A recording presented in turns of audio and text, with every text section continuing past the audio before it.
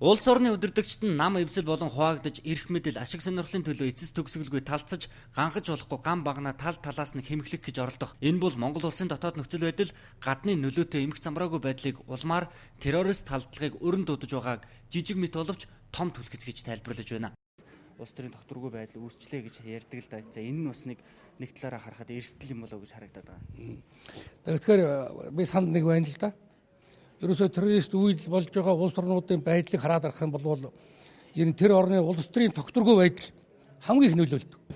Таны хэлдэг зөвлөлтөө манайхан бүх зүйлд хариуцлагатай байх хэрэгтэй. Улс төрчдөө мэдэгдэл хийвэл хариуцлагатай юм хэлэх хэрэгтэй. Нэг байр сууриндаа ядчил үнэнц байх хэрэгтэй шүү дээ, тийм ээ. Яагдтаа тулаад доош ороогүй ч гэсэн бас л анхаарахгүй бол болохгүй асуудал бол олон гарч байна. Ялангуяа өнөөдөр энэ нам эвсэл төрийн байгууллагуудын хоорондын одоо эв нэгдэл төдийлөн сайн байгаа биш гэдэг маань гадны хэн нэгэн ашиг онжоо хайгт нарт зууш болно. Одоо намжиж байна, талцж байна. Бие нод үзэн ядаж байна. Энэ үйл ажиллагаанууд нь одоо хүнд бүр одоо бас сэргээр одоо нөлөөлж байгаа энэ үйл ажиллагаа. Ирак, Либ, Сир гэх эдгээр улсуудад ийм сул орон зай бий болсон хэрэг өөр хэн нэгэн төр улсыг нь эмхлэхээр цэрэг зэвсгээ оруулдаг. Ингээд терроризм бий болдог. Орос улбаны улсын ерөнхийлөгч Владимир Путин ч ингэж мэдгдсэн нь анхаарал татна. Сэтгүүлч Чарли Роудстай ярилцахдаа тэрээр эмх замбраагүй байдал хоосон орон зай терроризм болж хувирдаг. Сир улсын төрийн тогтолцоог бүрэн устгасны дараа энэ улстай юу болох вэ гэдэгт огтхон ч санаа зовхгүйгээр зөвхөн Асадыг унахын тулд зэвсэг барьсан сөрөг хүчнийг дэмжиж байгаа хүмүүсийг зөв гэж хэлэх үү. Ингэхдээ тэд ихэвчлэн террорист бүлэглүүдийг дэмжиж байгаа. Сирийн нутаг дэвсгэрийн 60% хэн хянаж байгааг харцгаая. Нөгөө соёлдсон сөрөг хүч нь хаана байна? Үнэн хэрэгтээ Сирийн нутаг дэвсгэрийн 60%-ийг нэг бол Исламын улс, эвсэл Жихад ан-Нусра гэх мэт янз бүрийн террорист бүлгүүд хянаж байна. Бид Сирд төр засгийн хоосон орон зай үүсгээс сэргийлж байна. Ямар ч орон байсан төрийн тогтолцоог цаашлаад улс төрийн тогтолцоог нь устгасны дараа заавал хоосон орон зай үүсдэг. Харин энэ хоосон орон зайг террористууд нүд ирэмхийн зур эзэлдэг жамтай.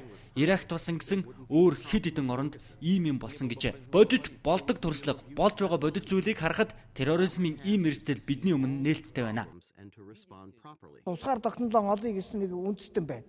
Тэр улсыг тусгаар тогтнолыг нь одоохондоо хүчээр барьж байх тийм шаардлага байна уу? Өнөөдөр терроризм бол одоо дэлхийн 4-р дайны дэвшин төлөвлөлийн одоо түгээмэл их том дан боллоо шүү дээ. Тэрээс талдагд өсдөж байгаа хүний тоог сүүлийн 15 жилээр авч үзэх юм бол хэдэн мянган гаруй тооцогдсон шүү дээ. Анхааралгүй газар юм гардаг шүү дээ. Анхааралгүй газар л одоохондоо янз янз үзэгдлүүд үүсдэг шүү дээ. Тийм учраас анхаарлын төвөөсөл бид гарах ёстой байна. Үндэсний статистикийн хорооны мэдээгээр сарын нийт орлого нь 300 мянган төгрөгт хүрэхгүй 80 мянган айл өрөх байна гэж мэдээлсэн. Энэ бол жин дарахтаа.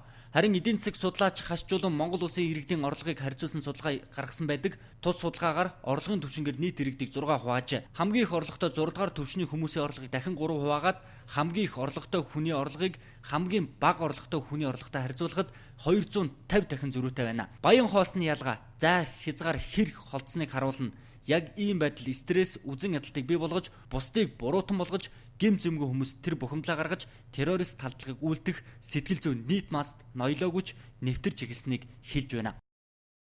Эдийн засгийн ядуурл хүн ардын амжиргааны төвшин хэд доогоор гарч байгаа. Муу бай. Муу дээр нь улам сэтгэл зүгийг унгааж. Жишээлбэл 900 сая төгрөгөөр хүүхдийн мөнгийг улгаалаад авчлаа.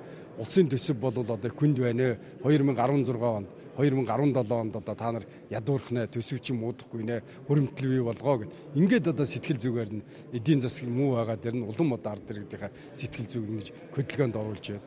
Хоёрдугаарт нь болохоор нийгэм улс төрийн одоо байдал тогтворгүй байна. Гэхдээ юмыг яаж мэдэх вэ? Сэтгцийн өөрчлөлттэй эсвэл нийгмийг үзээ ядсан тийм хүмүүс өөрийнх нь ямар нэгэн шалтгаанаар тийм байдал хийж болно шүү дээ. Одоо жишээлбэл терроризм гэхээр заавал бөмбөг дэлгүүлэх албагүй шүү дээ. Хятад нэг хүн хутгатай хүн яалаа тийм ээ. Хүмүүсийг хутгалаад яваад байсан. Тэгээд яг тийм юм байж болно шүү дээ. Гуравдугаарт нь шашны нөлөө одоо хүний сэтгэл зүйд одоо маш их бууруугаар одоо тусч ингэж байна гэдгийг ойлгох хэрэгтэй. Жишээлбэл одоо ингээд Есүс шашин шүтжээ эзэн хэллээ. Тэгэл одоо ингэх ёстой гэл одоо баг одоо хөл хавцал бол баг баяр басал байдлаар зарим одоо газрууд хандж шүү дээ. Гадны аль нэг улсаас бөмбөг тэслэх буу шидэм агсан этгээдүүд гэм зэмгүй хүмүүс рүү гал нэг халдлага үйлдэхээр терроризмын ойлголтоо хязгаарлаж болохгүй. Шашин шүтэх, эс шүтэх эрхийг нь үндсэн хуулиар Монгол улсын иргэнд язгуур эрх болгон олгосон ч хяналтгүйгээр сул тавих нь терроризмыг дэмцэнтэй адил болдгийг ч учир мэдэх эрхмүүд хэлж байна. Ойр дотны нэгнээ бурханд өргөл болгосноор диваажинд хөл тавина гэж ойлгох шашны бурангуй урсгалд тооцоолж тоолоход ч бэрх болсон байгааг дурдах нь зүйтэй юм а.